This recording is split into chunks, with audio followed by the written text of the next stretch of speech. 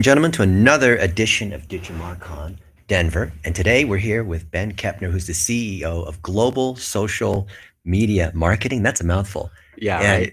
he's also an MC and keynote speaker. Yep. And I wanted to pick his brain on what he's thinking. What is he thinking about? What's keeping you up at night, Ben? What is keeping me up? I mean, I think every marketer is up at night about AI.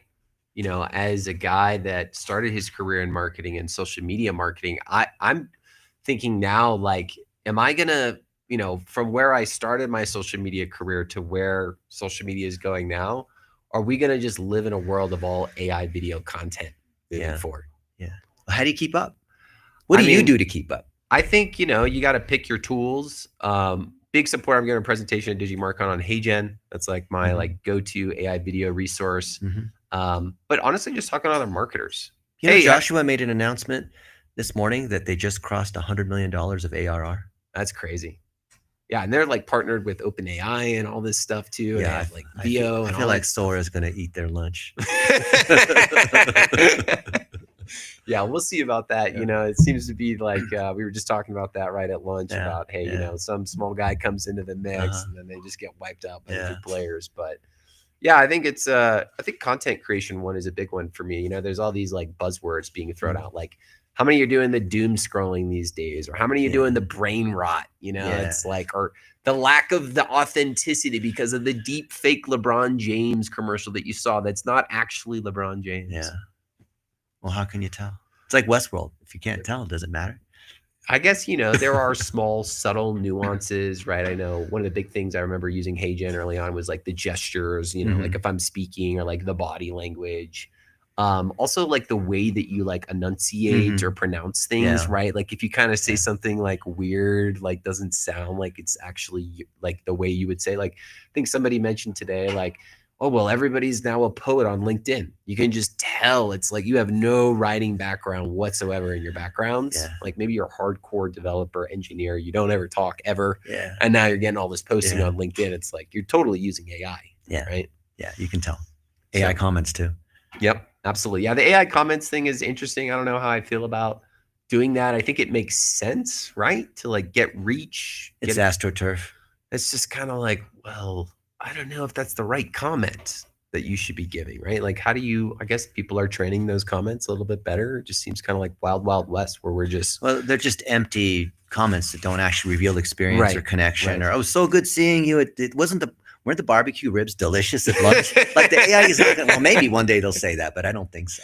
Yeah, I think that's a big thing that's keeping me up at night too, is like, I'm using all these AI tools, but like, they're helping me save time, but the quality is decreasing right now, right? I feel like some of the marketing I'm doing is just to get things out the door and hit KPI vanity metrics that people want. We got to get this launched. We got to get this out. And it's like, well, how is the campaign actually performing? Is it performing better with this, or are we just getting stuff out to get stuff out? Well, it's just slop. So if you measure how many posts there are, but how do we get real sales and real relationships and real phone calls? The AI slop. You know, what's interesting for me right now too, that's kind of keeping me up. So my clients, I own a marketing agency, and my clients are challenging me now with AI. So like I'm running a marketing campaign, and then my new clients never worked with me. I'm earning that trust early in the relationship. Hey, Benjamin, ChatGPT says in Google Analytics 4, you need to have this feature turned off. Do we have this turned off? Now they're too smart, huh? So it's just kind of like, it's just kind of like one of those things now where it's almost like in, AI marketing, you want to fact check and validate everything. But like, as somebody that's been in the marketing profession now, I'm almost having to battle with AI and prove why AI is wrong. And that's just this whole other dynamic with clients now. Yeah. Well, they think they know. I was in the Italian Dolomites a couple months ago, climbing up these expert level cliffs. And one of them in Cortina was like 2,500 feet of straight up vertical, expert level, dangerous. And I had ChatGPT kind of guide the path, and I took pictures along the way. I'm like, we have 4 hours before sunset. So we got to go all the way up and then come all the way back down. I don't want to be caught on the cliff in the dark. So I said, I'll take pictures along the way. Okay, how am I doing? Well, you're like 15 minutes ahead of your checkpoint. Okay, that's cool. I'll take another picture. And then when we were 3/4 of the way up the cliff, and this is, you're looking straight down thousands of feet, right? And you're hooked in. And it said, you're almost at the top. You're like 5 minutes away. And right when you get to the top, there's a refugio where they have a snack shack and they have sodas and they have all these things. I'm thinking, like, I don't remember that being there. But yeah, and it was glazing me. It was saying, yeah, you're almost there. Just keep going. Just imagine just the cookies they have and the soft drinks and all that. I'm gonna have a Coke, right? Yeah.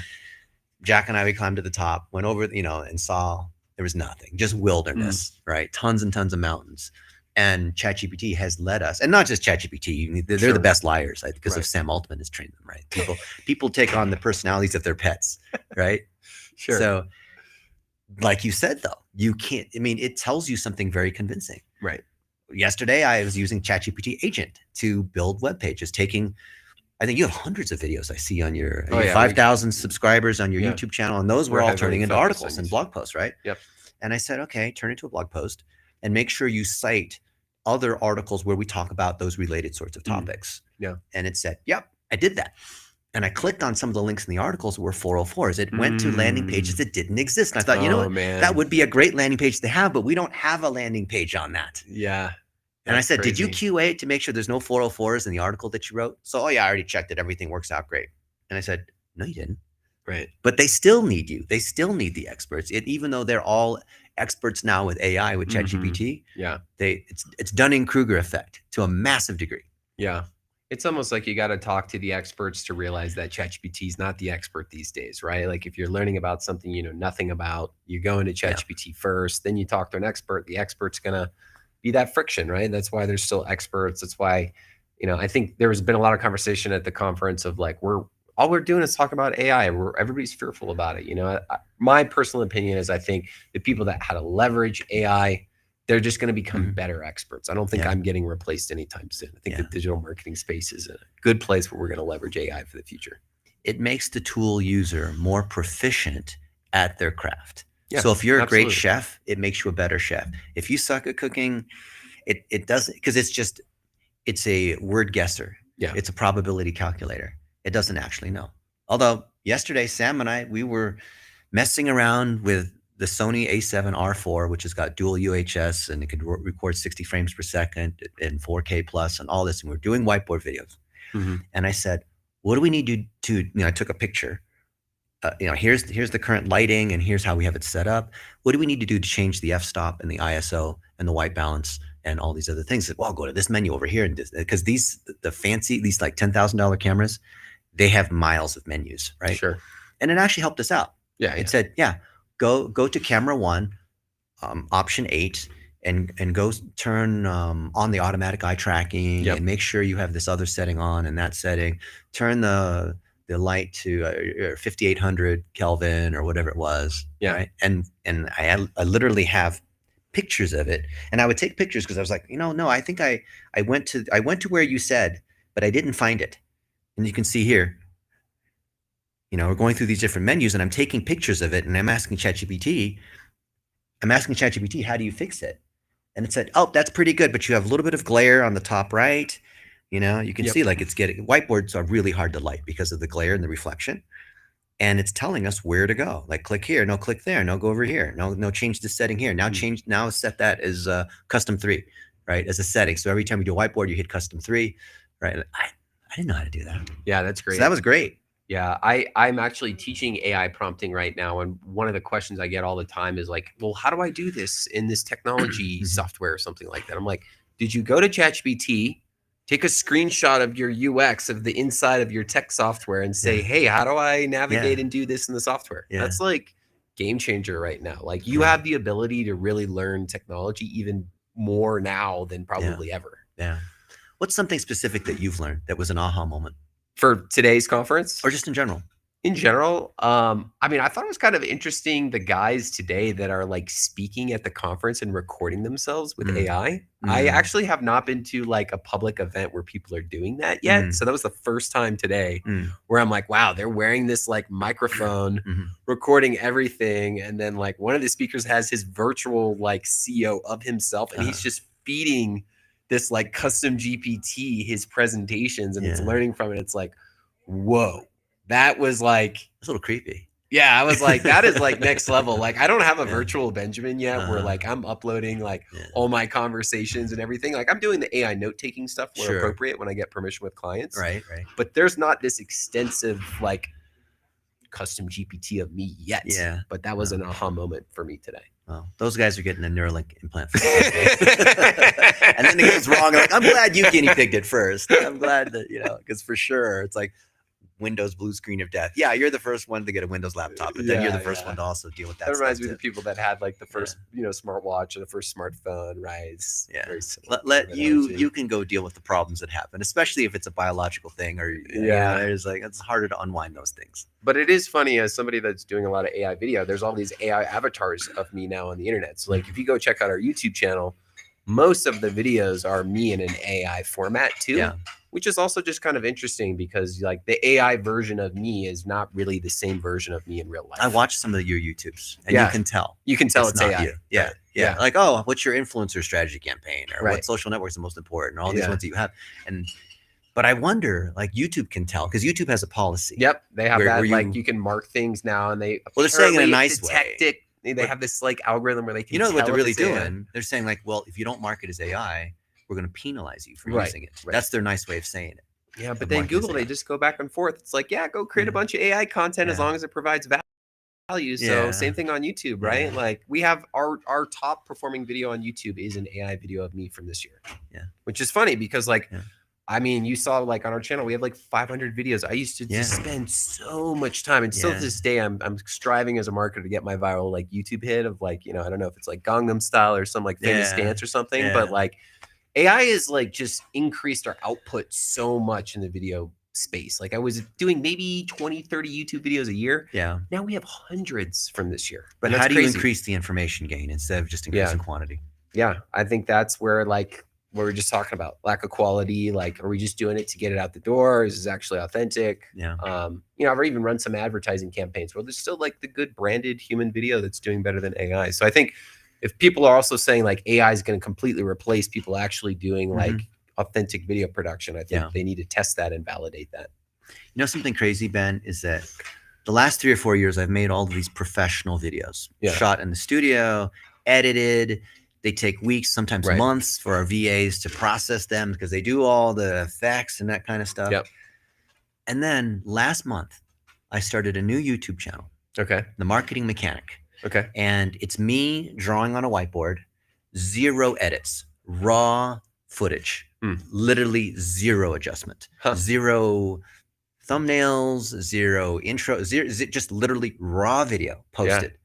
And that is now getting over 1,000 views per video. And you can see in YouTube Studio that it's been growing, the stats on this stuff here. And every Thursday I post these ones. You can see, look at this. It's already up at 718 subs, 5,300 views. And this is not just like bot traffic. This is like real people. Right. That's great for a new YouTube channel. I feel like it's so difficult. And it shows where the traffic comes from. And where it's coming from is people who watch, they subscribe, and then it's also showing up in the homepage. So other people that are interested in, because I'm a search engine engineer, right? So how do you own your name on Google? How do you get a knowledge panel? Other people who want that. Now, when people are asking ChatGPT, how do you get a Google knowledge panel? It's recommending me. I see that because I'm using Sonic and other tools to, you could use Ahrefs or SEMrush or whatever. And it shows how many recommendations we're getting. And it's coming from these, like this one, this was just 6 days ago, already 1,300 views. Yeah, that's great. And the thing is, I'm not one of those view hog sorts of people. I don't care about, I'm not trying to go viral because how many people even know what a knowledge panel is? Right. But because the engagement's actually good, somehow ChatGPT and these other engines are noticing this and then recommending me. Yeah. I don't know if they're looking at the engagement. I know Bing is a little bit different than what Google sees, but somehow it's being picked up. Yeah, the engagement stuff is great for YouTube. Like to your point, you can go buy views and like that doesn't mean anything. I think just touching on YouTube, like there's a heated debate in marketing. Like, what is YouTube? Is it search? Is it social? Is it display? It swims. I'm like, it waddles, it does it all. Flies. Like, why can't it be in all of those buckets? I think people try to bucket YouTube into one category, but it does a lot of different things. It's a duck.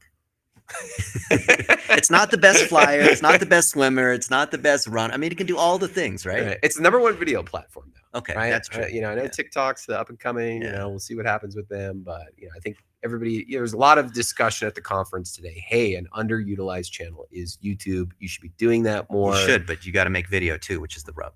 Right. And most people can't talk for 20 minutes about something interesting. Well, and that's what's been so great with AI video, right? Like when I'm dealing with business owners now, and I'm like, hey, you're the CEO. Kind of need you in this company video to like talk about your company story. Yeah. They don't want to be on camera. Right. But if they give me a script, they can give me 30 seconds of them on camera. Yeah. I can go create all these AI videos now with them. So that's been revolutionary. When do you think that's going to be good enough? Or you think it already is in a boring industry, maybe where people don't need to be interesting? I think it just depends. Like in our production process for clients, we always start with AI first, but then there's human, then there's AI, then there's human. So I still have video editors on my team, like you were talking The human about. in the loop. Yeah. Right. Yeah. So it's not like I'm just doing everything in AI and just putting it out there. Like my team will go back and edit that. We'll have adjustments. So I think it's getting closer and closer as time gets on, though. I do think it's getting, the biggest thing was the gestures early with me. Like it just wasn't, because I talk a lot with my hands. And I'm like, it's not me. Or like just the way it moves. It just doesn't feel human. And I think that's where like there were some examples today where there were some people using some really robust resources to build that out. And there's big companies doing it, like the Coca-Cola Christmas commercial last year. Everyone had the uproar about it. Like, so we'll see. What's your favorite AI tool? HeyGen. There's different ones. Really? HeyGen. Okay. I love HeyGen. I mean, ChatGPT. The credits drive me credit. They're so expensive, though. I don't like that part. I agree. I think HeyGen is like my go-to video tool, and I'm like a big proponent of like you saw my YouTube channel like video. It's too plastic and robotic. They've gotten a lot better. It's gotten a lot better. But then like ChatGPT, that's like I'm teaching AI prompting. Like there's all these LLMs out there. A lot of people seem to have this like cult following, it seems like, with Perplexity, and like I haven't used Perplexity honestly a ton, right? But it's really for the most part what I'm using in my like AI tool belts is really like HeyGen, because you're video first. You have to be with social. ChatGPT, and then I'm kind of like scratching the surface with Gemini. It's like a lot of the Gemini stuff I'm doing is like the note taking, for example, right? I do Google Meet, so that makes a lot of sense. Or like, am I trying to integrate like our products of like, hey, go reference this spreadsheet and develop a POV on that spreadsheet, right? So I'm like integrating within that suite. I'm sure people are doing that with Copilot, Microsoft products, and all of them, right? So I mean, those are the basic ones. There's so many out there. Like, I mean, almost every MarTech ad tech tool now has AI. So like, well, they all say that they have. And it's like, hey, well, great. So does everybody else have this? So what does that even mean? That's the big thing I ask because I get sold to all the time. Hey, you're CEO of a marketing agency. You're going to buy our tool. We have AI. Okay, great. So does everybody else. What is that AI doing? What's the application of it? How is it saving me time? How is this actually going to make my client more money? A lot of people can't answer that question. Yeah. Right. And that's where I think those tech companies need to start figuring that out a little bit more. Yeah. What's the one big challenge you're working on? One big challenge, I think AI SEO, big problem right now is marketers, right? Like, how do I get into AI overview? How do I, you only got 5 to 10 links there. I'm not there. How do I get there, Benjamin? I'm like, it's not that simple. It's not like there's this like magic pill we just take when we wake up in the morning. You're like in AI overview. Like, you have to actually understand SEO, like old school SEO. Another layer on top. But now there's like this evolution. Even the SEO guys here today are like telling us like they're learning this and it's changing and it's not going to be the same in 6 months. So like, and all my clients, Benjamin, our organic traffic is going down. What are we doing bad marketing? Is our website not working? They're freaking out. And it's like, no, dude, this is the new behavior and we're all trying to figure this out together. Yeah. I feel like it's 80% education and 20% implementing. Sure. When it comes to these clients. Sure. Yeah. I mean, they don't understand AI SEO, right? They don't understand what that entails. Yeah. They just want to be It's just there. a buzzword. Yeah. They want to rank in ChatGPT. Yeah, exactly. Good for you. Cool. Well, so good to have you on the DigitalMarcon podcast live here in Denver. If you guys ever want to come meet us in person, it's so much better when you meet people at a conference versus watching it on YouTube or LinkedIn or Twitter or Facebook, wherever you are seeing this. We are glad you are here. Let us know. Feedback, questions for Ben Kepner or for myself. The whole point, I would think you'd agree, as the CEO of a global social digital marketing company, is that It's ultimately those relationships. Absolutely. And we would love to connect with you. If there's things that you want to contribute, new ways that you're using social media or AI, put into the comments. You're watching this on the replay later. We'd love to know. We monitor the comments and hope to see you at another DigimarCon event. Awesome. Thanks for having us.